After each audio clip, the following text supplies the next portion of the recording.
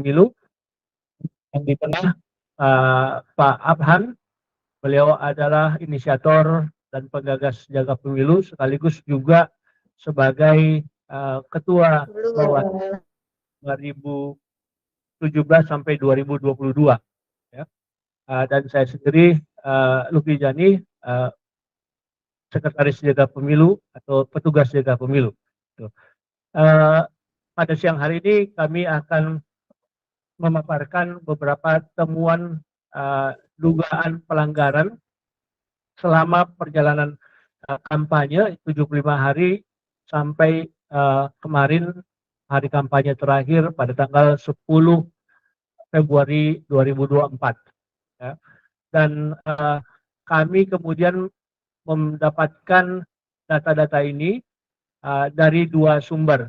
Sumber pertama adalah orang-orang langsung memberikan informasi tentang dugaan terjadinya pelanggaran atau kecurangan pemilu pada website jagapemilu.com. Ya, jadi itu sumber pertama kami. Sumber kedua kami adalah kami membangun engine untuk melakukan pencarian data-data baik dari media sosial maupun dari media online, di mana kemudian kami mencari indikasi-indikasi pelaporan yang dilakukan oleh warga, yang dilakukan oleh orang biasa terhadap pelanggaran-pelanggaran atau kecurangan-kecurangan yang mereka lihat atau mereka alami atau mereka dengarkan.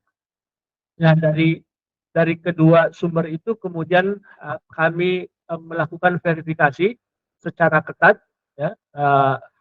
Semua pelaporan maupun data yang kami peroleh, kami lakukan verifikasi, kami melakukan cross check untuk kemudian melihat apakah dugaan-dugaan pelanggaran tersebut kemudian sesuai dengan apa yang sudah dituangkan dalam perundangan, terutama undang-undang pemilu. Nah, dari hasil penelusuran dan verifikasi yang kami lakukan, bisa Bapak Ibu sekalian lihat bahwa kami membagi menjadi 4 kategori pelanggaran sesuai dengan kategorisasi yang ada di Bawaslu. Dan dari hasil verifikasi terhadap dugaan temuan tersebut, kita melihat bahwa ada 44% data yang masuk dikategorisasi sebagai dugaan pelanggaran tindak pidana pemilu. Kemudian ada 33% ya, terkategorisasi sebagai dugaan pelanggaran hukum lainnya. 13% sebagai dugaan pelanggaran administrasi pemilu dan 10% terkait dengan netralitas. Kemudian kalau kita lihat, kita breakdown, kita zoom in lagi lebih dalam terkait dengan isu-isu apa saja ya, terkait dengan pelaporannya. Jadi yang pertama, pada urutan pertama sebesar 39% adalah isu netralitas, kemudian 20% terkait dengan janji-janji, iming-iming, imbalan dalam bentuk jual beli suara atau politik uang. Yang ketiga sebanyak 17% berupa pelanggaran kampanye. Yang keempat adalah kasus-kasus yang unik lainnya, itu jumlahnya 11%. Kemudian yang kelima pelanggaran administrasi, yang umumnya ini terkait dengan kompetensi dan profesionalitas penyelenggara pemilu, baik KPU maupun Bawaslu. Dan yang kelima, yang keenam, mohon maaf, itu sebesar 5% terkait dengan intimidasi selama masa kampanye.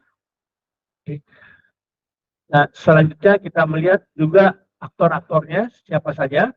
Ternyata aktor yang diduga ya, melakukan pelanggaran ataupun melakukan kecurangan itu didominasi oleh sebagian besar atau sepertiga dari laporan adalah aparat sipil negara. Kemudian sepertiga lainnya adalah caleg, ya. 10%-nya adalah paslon kedua, dan sisanya itu tersebar antara penyelenggara pemilu, kepala daerah, kementerian, paslon 03, dan seterusnya. Nah, ini laporan-laporan yang kami sudah verifikasi dan kami duga bahwa telah merupakan bentuk-bentuk pelanggaran maupun kecurangan. Nah, ada beberapa kasus yang sudah kami sampaikan, kami laporkan ke Bawaslu untuk ditindaklanjuti. Mungkin Pak Rusdi bisa melanjutkan. Ya, mungkin dari saya meng-highlight karena pelaku dari segi pelaku ya, itu paling tinggi kan adalah ASN.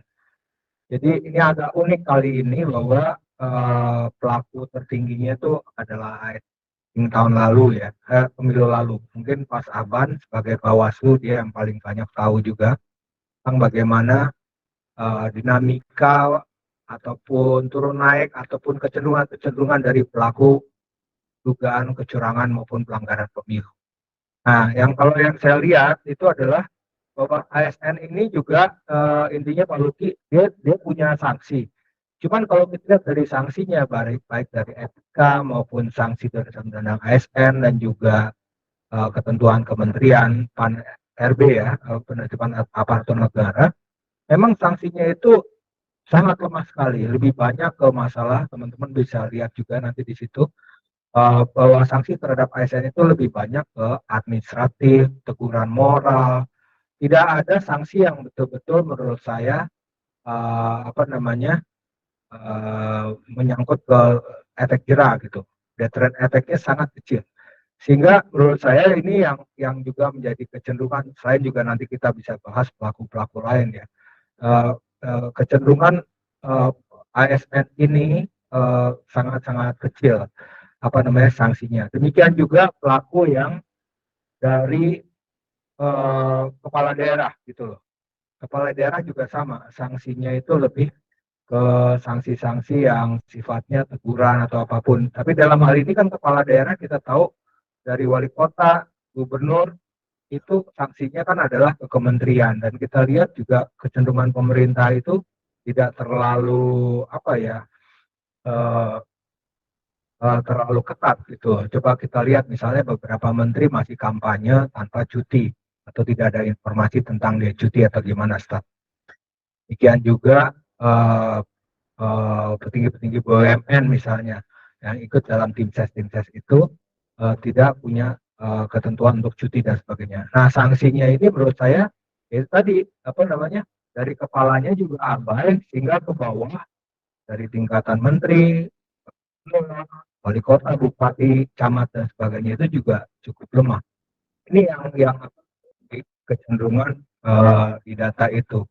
Nah, divisi hukum sudah melaporkan juga beberapa laporan-laporan ini dan juga bisa menanggapi. Tapi sekali lagi divisi hukum karena kita Bawaslu, kalau ini kan kita juga kepanjangan dari Bawaslu.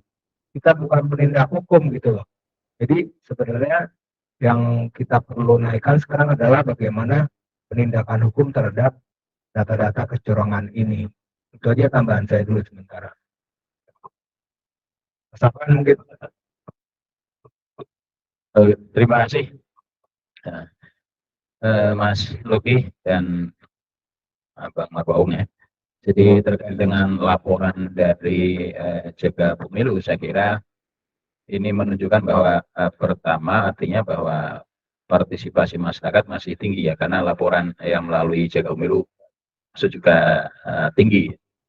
Tinggal ini tentu kita sebagai bagian dari pemantau pemilu, dan pemantau pemilu itu menjadi bagian dari kepanjangan tangan Bawaslu, maka harapan kita di Jaga Pemilu adalah apa yang sudah kita sampaikan kepada Bawaslu ini ada tindak lanjut ya dari laporan kita ke Bawaslu ya. Adalah kewajiban Bawaslu untuk menindaklanjuti dari laporan-laporan masyarakat itu yang melalui pemantau Jaga Pemilu, dan saya kira yang melalui pemantau lainnya pun harus sama itu kan. Kewajiban Bawaslu untuk menindaklanjuti, apakah nanti terbukti atau tidak, maka Bawaslu harus transparan untuk menyampaikan kepada publik laporan-laporan masyarakat itu seperti apa tindak lanjutnya itu kan? Apakah terbukti atau tidak terbukti ya? Apakah kalau terbukti masuk kategori pidananya atau administratif atau sanksi-sanksi lainnya? Ini untuk menjaga kepercayaan publik terhadap proses penyelenggaraan maupun kepercayaan publik terhadap penyelenggaraan itu sendiri ya. Saya kira karena apa prinsipnya Bawaslu itu informasi apapun dari publik harus ditindaklanjuti ya. Karena kewenangan Bawaslu termasuk salah satunya adalah kewenangan menginvestigasi atas dugaan pelanggaran pemilu. Yang berikutnya adalah kalau tadi Bang Markom sampaikan bahwa ini banyak laporan dari publik soal pelanggaran netralitas ASN. Kalau dibandingkan pada pemilu 2019 ya, 2019 netralitas ASN tidak terlalu banyak ya. Tetapi ketika di pilkada biasanya yang lebih tinggi adalah soal netralitas ASN. Jadi kalau pilkada itu biasanya pelanggaran atau potensi atau pelanggaran itu sendiri banyak soal netralitas ASN. Tapi di pemilu 2019 data kami waktu itu tidak terlalu banyak dibandingkan dengan pada pilkada. Terakhir di pilkada tahun 2020 misalnya, itu tinggi netralitas, pelanggaran netralitas ASN. Ini bisa dipahami karena memang antara kandidat di pilkada dengan ASN itu dekat itu kan, kira-kira itu kan. Dan selaku apalagi kalau incumbent di pilkada ini kan, incumbent itu bupati, kepala daerah itu sebagai pejabat pembina kepegawaiannya. Dia yang diberi kewenangan oleh undang-undang untuk berikan sanksi dan sebagainya, kira-kira itu kan. Ini salah satu problem bagaimana misalnya tadi bahwa ternyata sanksi terhadap netralitas ASN kurang tegas dan tidak memberikan efek jera. Karena apa? Memang yang memberikan sanksi itu adalah yang menjatuhkan sanksinya itu adalah ya pejabat pembina kepegawaian, ya bupati kepala daerah itu sendiri itu kan. Jadi mekanisme soal netralitas ASN, pelanggaran netralitas ASN adalah Bawaslu menyampaikan kajian kepada KSN. KSN kemudian merekomendasi kepada pejabat pembina kepegawaiannya yang notabene adalah kepala daerah untuk menjatuhkan sanksi.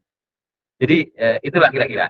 Jadi banyak yang kasus yang terjadi misalnya ketika ada pelanggaran netralitas ASN, misalnya seorang camat itu kan, kemudian diberi rekomendasi oleh KSN sanksi, misalnya naik kepangkatannya itu kan. Ya, kemudian ketika bupati kepala daerah incumbent yang nyalon ini kemudian terpilih kembali, malah dia tidak degradasi tapi promosi. Jadi ya, ibarat dia yang berkeringat kira-kira itu. Yang terjadi malah dia jadi promosi gitu kan. Itu yang di ASN ya. Nah, ini saya kira tentu di dalam pemilu ini juga perlu kita cermati nanti seandainya ada terjadi banyak pelanggaran dalam ASN, kira-kira nanti sehabis pemilu ya yang didukung itu kemudian menang, kemudian jadi promosi atau degradasi itu. Kalau jadi promosi ya, jadi kemarin memang itu berhasil gitu aja. Itu saya kira itu yang soal netralitas ASN. Saya kira yang di sisa-sisa suara ya, sisa-sisa hari menjelang hari pemungutan suara ini saya kira masyarakat tentu harus banyak berpartisipasi ya, terutama nanti pada hari pemungutan suara.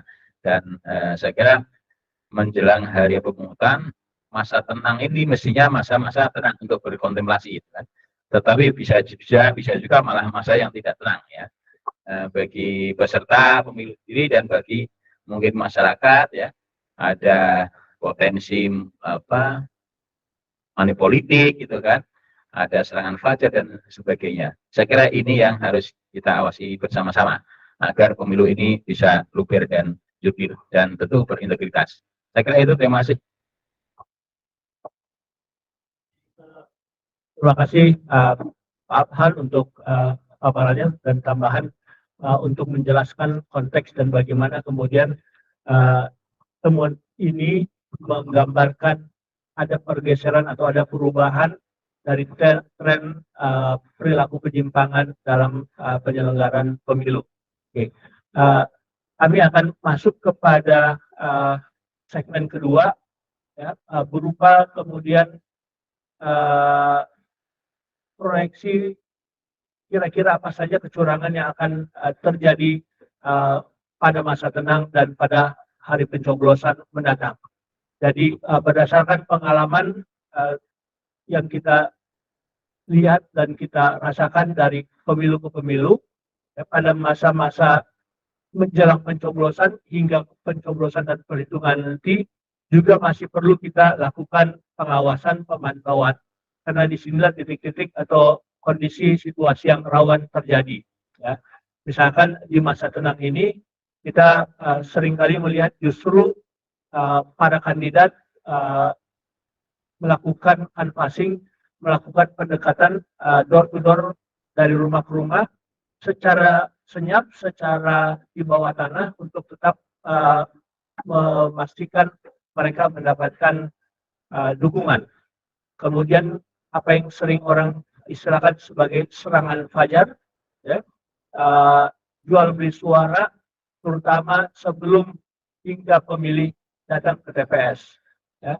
Yang ketiga tentu saja kita mengharapkan bahwa para pelaksana di TPS, yaitu KPPS, para penyelenggara negara, itu berlaku profesional dan tidak kemudian mengabaikan netralitasnya.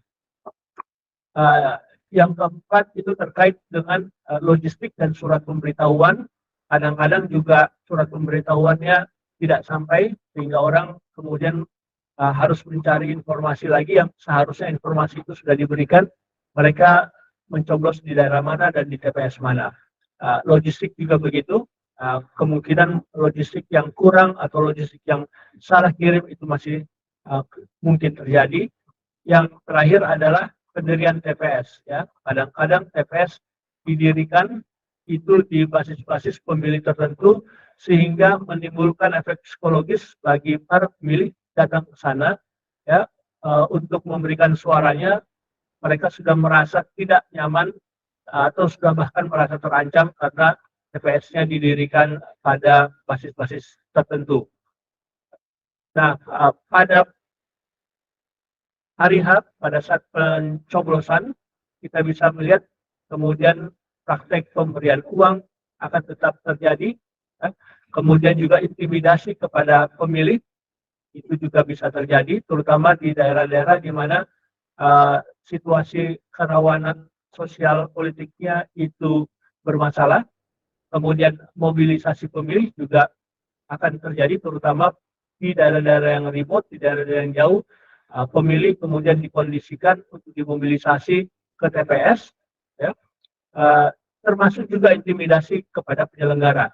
Ya, jadi penyelenggara juga kadang-kadang baik dari KPU, KPPS maupun para pengawas di TPS dari Bawaslu juga bisa menjadi korban intimidasi. Selain itu juga pada hari pemilihan, ya, ada pemilih yang tidak mempunyai hak pilih, di situ diberikan keleluasan untuk memilih, atau bahkan ada pemilih yang bisa memilih berkali-kali atau multiple voters. Nah, pasca pencoblosan pada saat proses perhitungan dan transfer kotak suara dari TPS ke PPK itu juga bisa terjadi beberapa praktek, ya, kemungkinan praktek kecurangan, terutama terkait dengan intimidasi terhadap penyelenggara, intimidasi terhadap KPPS atau intimidasi terhadap orang-orang yang bertugas pada hari H. Kemudian juga datanya bisa diubah, ya, pada saat perhitungan suara.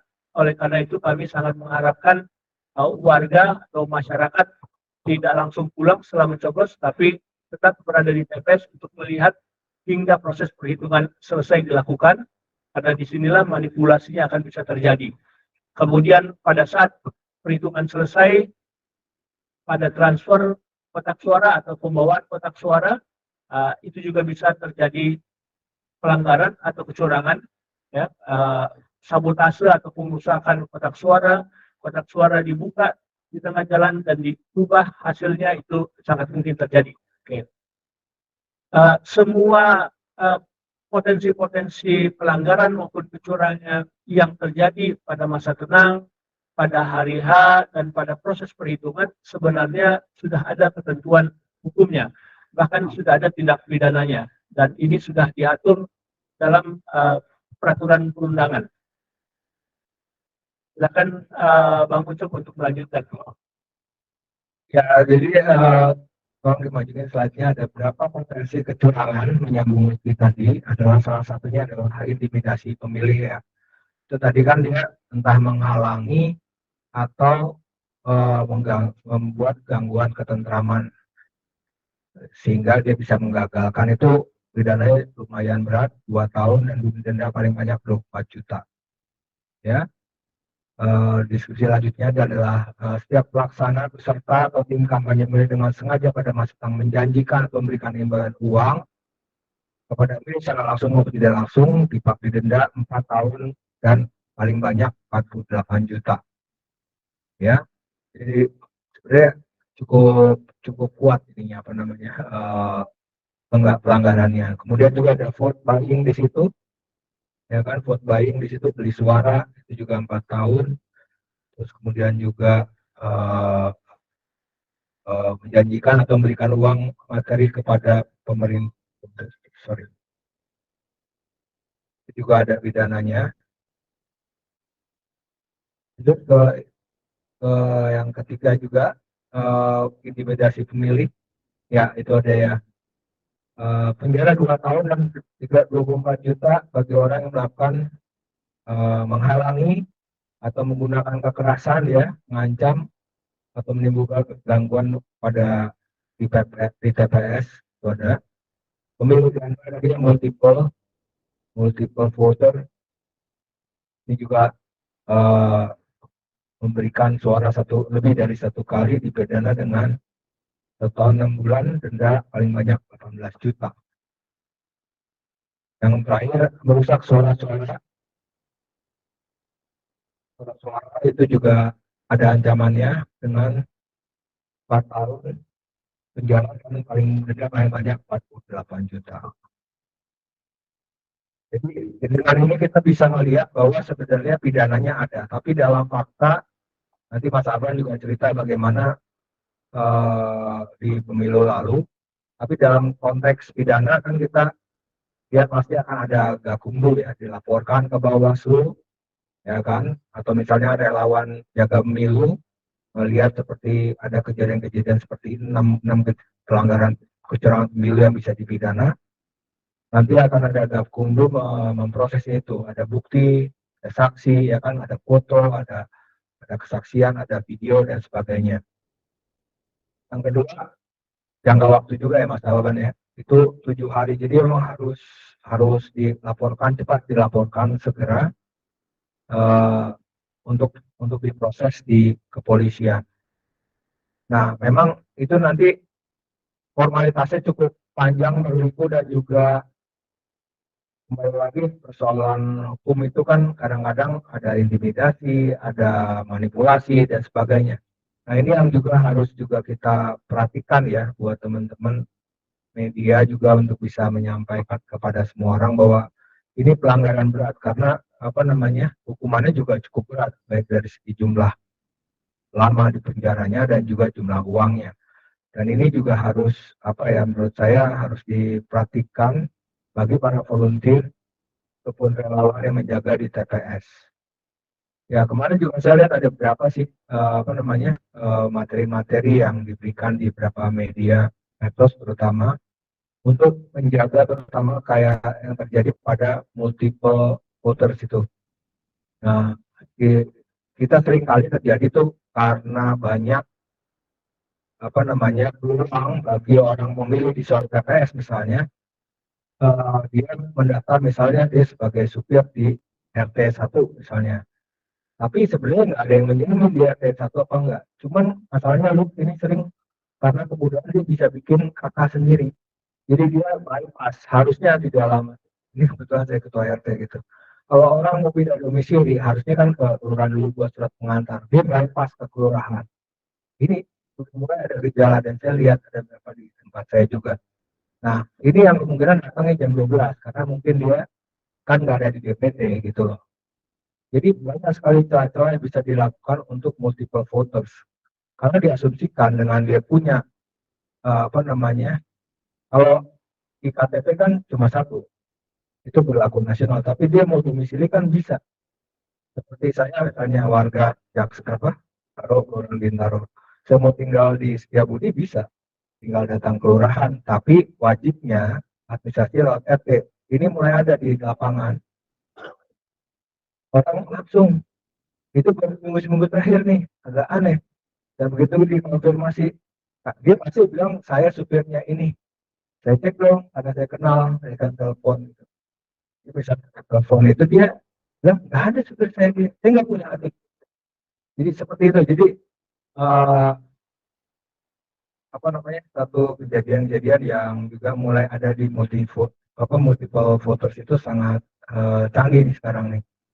Nah, kayak begitu. Jadi ya 6 pidana tadi itu memang tidak terbatas. Tadi saya juga ada diskusi soal foto, ya kan? Di beberapa media disebutkan orang yang bawa kamera akan dipidana, ya kan, bahkan cukup berat, berapa tahun dan sebagainya. Tapi kita cek di pasal 500 itu sebenarnya yang memberi peluang kepada seseorang untuk bisa foto, karena itu kan artinya kan melanggar prinsip luber, KPPS-nya yang dipidana, begitu kan gitu ya, Pak. Itu yang mungkin yang ataupun panitianya yang membolehkan dia yang dipidana, kalau orangnya enggak gitu. Jadi mungkin itu berapa catatan soal pidananya, tapi sekali lagi bahwa ini sangat tergantung kepada KPPS-nya juga ya, Pak Pan ya. Ini bagaimana mereka bisa melakukan secara netral menetapkan prinsip luber dan jurdil. Itu dulu dari saya.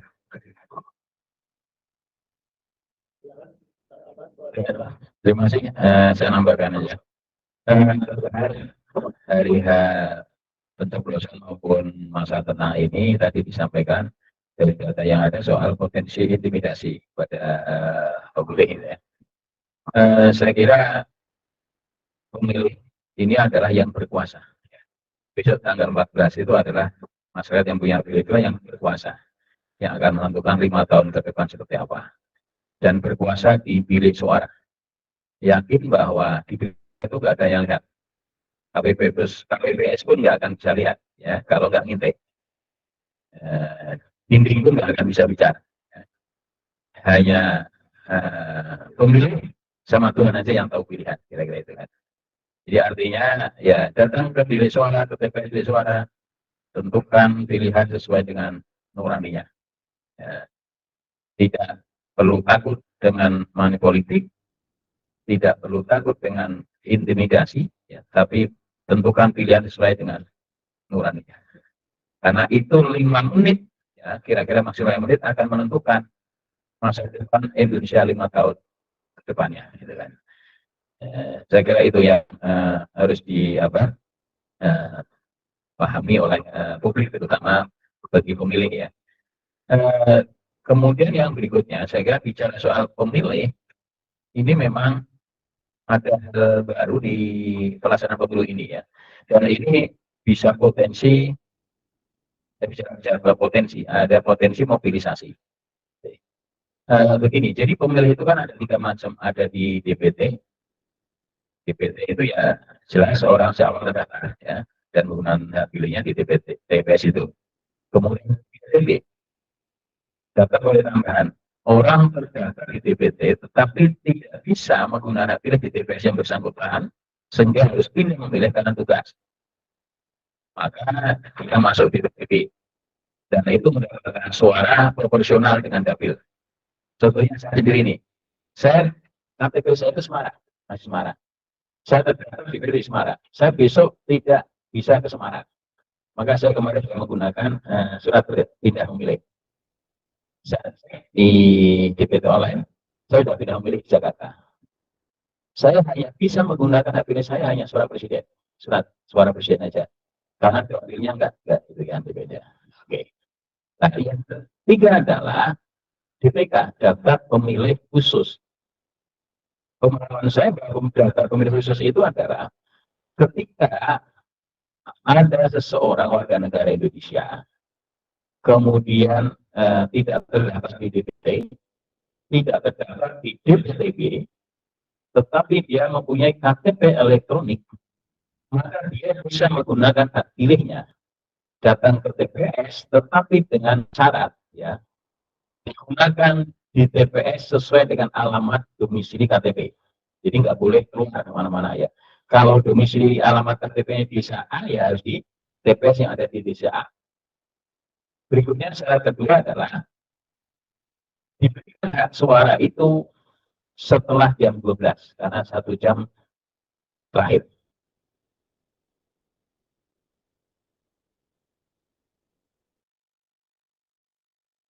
Dengan selama ketersediaan surat suara masih ada. Jadi benar ya. Kalau nggak ada di TPS itu maka dialihkan arahkan ke TPS yang masih ada.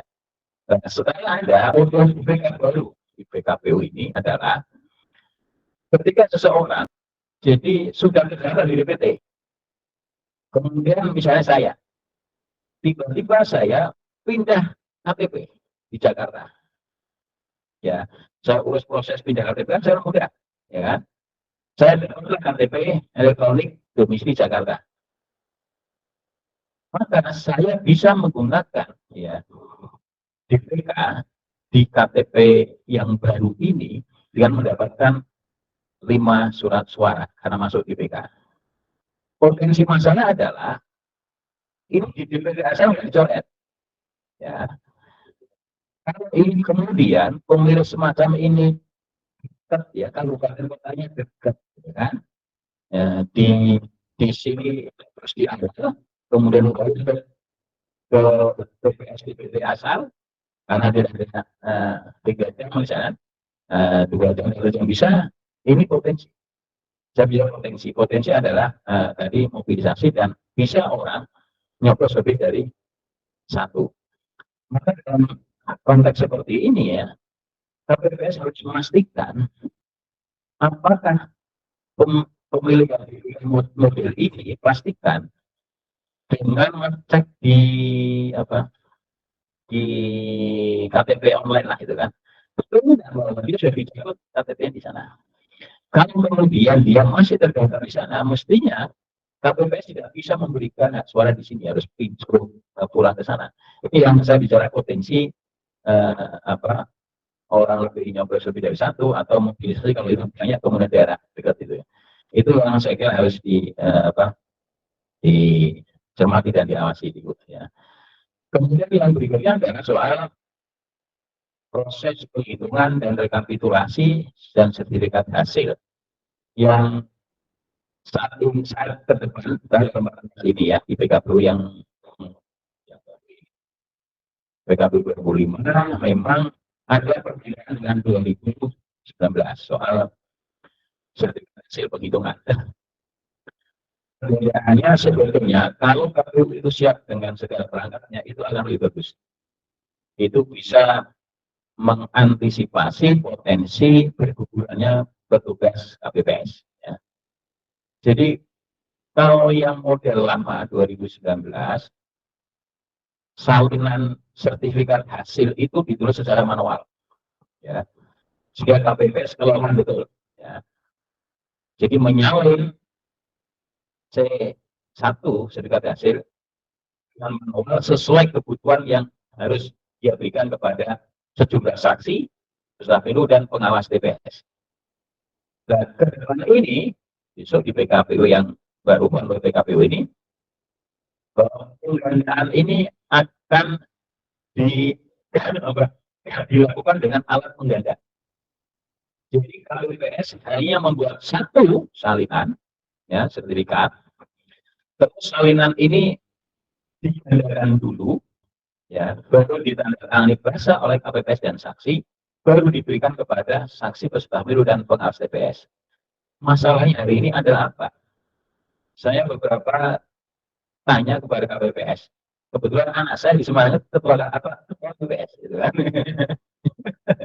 Ketua KPPS itu gajinya 1,2 Pak seharinya Pak. Jadi bisa 30 juta itu. Jadi sekarang jadi idola, gitu kan? Setelah dilantik KPPS malah ke Solo mencari baju itu katanya. Gitu kan? Nah, ini alat pengganda itu nggak ada di TPS. Ya, scanner atau printer atau apa? Ya. sebegitu besar ya. Kalau ada mungkin TPS di kota. Ya. Kemudian saya tanya, ketika nggak ada apa yang akan dilakukan? Dianggarkan Pak 500.000 gitu. Untuk asumsinya untuk sewa printer. Masalahnya adalah apakah di masing-masing desa itu ada listrik? Satu bisa ada listrik, ada nggak yang nyewain printer? Kalau beli printer 500 cukup nggak cukup? Oke cukup printer, tapi kapasitinya ada, apakah bisa mampu memprint sekian lembar? Ya. Kalau ini betul, artinya sebetulnya KPU harus menyiapkan sejak awal. Apa alat pengganda ini bagaimana distribusinya ada tidak itu kan? Sebenarnya bagus, niatnya bagus ya. Bahwa ini akan meringankan beban kerja KPS tidak. Nah, kemudian kemarin 7 Februari bahwa SE KPU namanya SE 272 itu sudah membuat apa ya? Ya antisipasi. Jadi di surat 272 itu menyebut ini, manakala di dalam TPS itu tidak ada alat pengganda, scanner, fotokopi, atau printer dan sebagainya, maka PPS itu petugas di desa itu berkeliling membawa alat pengganda itu mampir ke TPS untuk digandakan. Oke, ya. Kalau kemudian tidak ada, yang terakhir, ini saya kira yang jadi potensi manipulasi dan potensi pelanggarannya nanti adalah KPPS bisa keluar dari TPS menggandakan itu ke tempat di mana ada fotokopi dengan didampingi saksi, peserta pemilu dan pengawas TPS dan aparat kepolisian. Menurut saya ini akan jadi problem. Siapa yang bisa menjamin ya bahwa ini keluar tadi? Kemudian ya kita bukannya husnuzon, bukannya suudzon, kan? Karena itu belum ditandatangani oleh KPPS. Kalau kemudian keluar, ya saksinya misalnya nggak mau mendampingi sendiri, kalau kemudian berubah dari yang hitungan itu akan menjadi potensi masalah. Asumsinya lagi, kalau mengfotokopi bisa keluar, kalau gitu analoginya menggantung bisa di luar TPS nanti kan itu. Ini yang saya kira hal-hal baru yang punya potensi masalah, dan tentunya pemantau juga harus memantau perjalanan itu ya. Karena ada satu kewajiban KPPS dan ini bisa sanksi pidana, memberikan sertifikat salinan C hasil, itu kewajiban undang-undang. Harus diberikan KPPS kepada saksi dan pengawas TPS. Kalau tidak diberikan itu bisa kena pidana KPPS, kasihan. Ya. Maka itu harus menggandakan itu. Ketika nggak bisa digandakan dengan fisik, maka bisa digandakan dengan digital. Lewat aplikasi Sirekap. Pertanyaan lain adalah apakah Sirekap sudah siap? Ya, kalau kami bandingkan dengan 2020 ya, jadi Sirekap itu sudah ada di 2020 saja, pilkada kemarin. Kalau 2016 adanya situ. Ya. Sirekap pilkada 2020 serentak itu nggak bisa. Pilkada itu yang notabene datanya lebih simpel dibanding data pemilu legislatif dan pilpres. Itu nggak bisa. Sirekap jalan hanya di tingkat kecamatan kota, kecamatan desa nggak bisa. Di kabupaten-kabupaten yang pelosok ya sirekapnya hanya dikit. Karena butuh SDM, kemudian sarana prasarana internet dan sebagainya, alat dan sebagainya, itu yang itu. Jadi itu yang gambaran saya kira perlu diantisipasi terkait dan harus diawasi betul soal itu. Soal rekapitulasi, penghitungan dan rekapitulasi. Sekali lagi bahwa Sirekap ini bukan rujukan atas hasil yang sah. Ya, itu adalah sebagai alat bantu. Tetapi hitungan yang sah adalah yang manual. Ini juga akan terjadi yang hitungan manual berjenjang ya. Ini akan jadi masalah kalau hitungan akhir itu ada selisih yang signifikan antara Sirekap dengan manual. Itu akan jadi opini yang tidak yang opini yang macam-macam lah itu kan. Nah, ini yang saya kira harus dipahami bersama bahwa sekali lagi sirekap, situng itu sebagai alat bantu, tetapi hitungan manual itu yang sah, dan itu yang akan menjadi rujukan KPU dalam menetapkan perolehan suara masing-masing peserta pemilu. Saya kira ini sesuatu masih. Baik Bapak Ibu sekalian, jadi tadi adalah beberapa pemaparan yang kami lakukan terkait dengan temuan dugaan-dugaan pelanggaran maupun kecurangan selama masa kampanye, ya, dan juga potensi terjadinya pelanggaran kecurangan pada hari tenang, pada masa tenang, dan pada hari pencoblosan. Ya. Dan dari pemaparan tadi kita bisa lihat bahwa sepertinya pemilu 2024 ini kurang lebih terjadi perubahan tren pelanggaran jika pemilu sebelumnya 2019 dan yang sebelum-sebelumnya itu lebih banyak dilakukan oleh individual caleg, ya, karena mereka butuh suara, mereka melakukan upaya-upaya untuk mendapatkan suara dan dukungan. Pada pemilu 2024 ini kita bisa lihat bahwa tema utama dari pelaku pelanggaran ataupun jenis pelanggarannya adalah terkait dengan netralitas, ya. Netralitas terutama aparatur sipil negara, dan ini mengingatkan kita semua bahwa pada hari H kita harus betul-betul melakukan pemantauan, ya, publik melakukan pemantauan, tidak hanya sekedar memberikan suara mencoblos, tapi juga betul-betul mengawal proses perhitungan, proses rekapitulasi suara secara berjenjang. Itu karena kita khawatirkan kemudian setelah mencoblos suara bisa terganti atau bisa berubah seperti yang sudah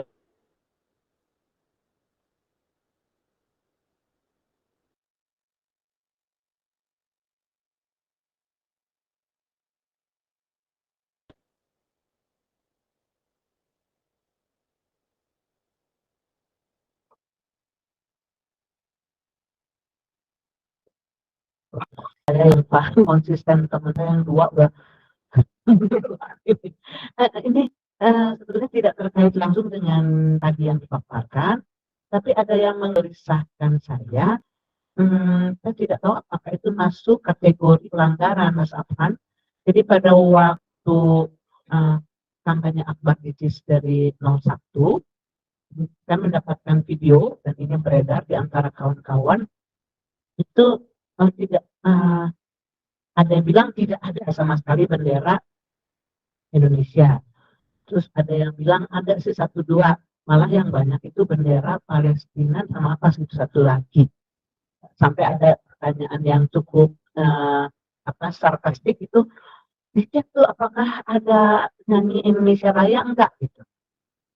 Terus pertanyaan-pertanyaan lainnya yang ada di grup itu, ini gimana Bawaslu, apakah hal seperti ini itu tidak masuk dalam pelanggaran, tidak ditindak? Itu aja dulu satu. Saya juga soalnya penasaran, makanya bela-belain hari ini datang ke sini Mas Afan. Makasih. Terima kasih. Jadi kalau di dalam kampanye tidak ada ketentuan tata tertib maupun syarat harus ada bendera merah putih, ada nyanyi Indonesia Raya, nggak ada. Yang ada larangan ini begini, ya. Ketika dalam kampanye tidak boleh ada atribut partai peserta pemilu selain partai peserta pemilu yang sedang berkampanye, kira-kira itu. Misalnya partai pasangan calon gitu kan, pendukungnya partai pasangan calon itu siapa, maka tidak boleh ada bendera partai non pendukung partai itu, non pendukung selain itu nggak boleh, nggak ada sanksi pidananya kira-kira masalah. Itu aja. Jadi kalau ada bendera-bendera yang di luar partai pengusul itu nggak boleh. Nah, itu ya. Tambahan aja, kalau yang dilarang itu pada masa kampanye itu mempersoalkan dasar negara. dasar, terus kegiatan yang rayakan keutuhan NKRI, menghina agama suku ras, mengasut pungut domba dan sebagainya. Kalau Bu Miriam mengatakan bahwa ada bendera Jordania atau Palestina, ya itu enggak, Mas Afan bilang, asal bukan bendera di luar partai kontestan pemilu, ya kan. Nah, kalau kayak gitu nggak ada sih disebutkan kayak begitu. Ya, pertanyaan dari banyak pihak yang melihat itu. Lah ini katanya mau kampanye untuk negara mana gitu. Ya, tapi Tidak spesifik. tidak spesifik disebutkan, hanya dikatakan bahwa kalau dia misalnya ya untuk ada bendera terorisme itu yang terorisme itu HTI itu. iya ya, jadi sebenarnya nyambung tadi bisa diartikan begitu ya, interpretasinya yang disebut ke Pak Afan itu bendera partai lain yang tidak boleh gitu loh. Kalau itu soal bendera Palestina tidak dilarang, tidak ada larangan jelas. Itu yang Mas Afan yang terakhir itu, yang keputusan MK memberikan sanksi berat kepada ketua KPU yang meloloskan Gibran kalau menjadi calon wakil presiden gitu ya. Itu kalau nggak tahu saya apakah ada yang melaporkan ke jaga pemilu atau tidak. Lalu kalau secara ini barangkali ya, secara umum itu kok kayaknya adem-adem aja gitu, santai-santai aja, nggak ada sanksinya, padahal yang dikatakan adalah pelanggaran etik berat gitu. Itu gimana ya Mas kita? Mas, saya sebagai masyarakat awam terus terang bingung nih. Jadi buat apa sih bikin MK kalau semuanya itu ternyata tidak berdampak gitu. Bahkan hasil dari temuan jaga pemilu ini kan tadi diteruskan ke Bawaslu ya. Ini kan juga sudah ada sinisme di kelompok masyarakat, katanya KPU dan Bawaslu-nya juga nggak berani, kurang berpaling dan sebagainya. Lalu apa jaminannya bahwa ini semuanya akan ditindaklanjuti sehingga kita betul-betul bisa mendapatkan pemilu yang jurdil. Itu keresahan banyak orang. Bahkan ada yang sampai apatis, udahlah kalau kayak gini, ini seorang pandai ya, bukan masyarakat umum yang tidak berpendidikan. Kalau gitu saya mau golput aja lah kalau kayak begini situasinya. Apalagi setelah keluar film Dirty Flag itu, waduh tambah ramai gitu. Betul dari masa tenang yang menjadi tidak tenang sekarang ini.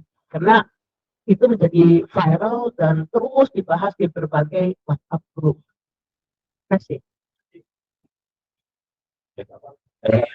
Saya coba memahami pertanyaan Ibu. Saya tidak salah, tanggapan saya itu bukan putusan terakhir, bukan putusan MK ya, tapi putusan di KPP kayaknya salah. Ya, soal sanksi kepada ketua KPU itu. Ya, jadi soal putusan etik terhadap soal ini ada dua, putusan MK terhadap putusan MK sendiri, dan yang terakhir kedua ini adalah putusan DKPP yang memberikan sanksi peringatan keras terakhir kepada ketua KPU. Jadi sanksi hanya peringatan keras terakhir. Ya, eksekusinya apa ya? Pokoknya ini terakhir loh, dicatat ya itu. Nanti ada lagi yang super terakhir gitu kan. Nanti paling akhir itu. Itu ada Bu. Jadi ya memang itu etik, jadi nggak ada sanksi apa hukum normatifnya kan. Jadi ya tinggal etik ya mereka nilai lah itu. Dan ada perintah untuk mundur dan sebagainya, penggantian pun nggak ada, jadi hanya sanksi peringatan keras terakhir itu.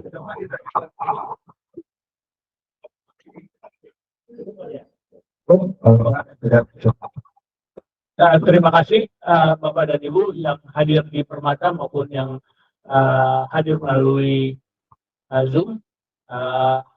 Kami ucapkan terima kasih atas perhatiannya. Tapi jangan kemana-mana dulu karena kita akan berganti sesi diskusi publik mingguan dari Jaga Pemilu. Dari kami terima kasih. Wassalamualaikum warahmatullahi wabarakatuh.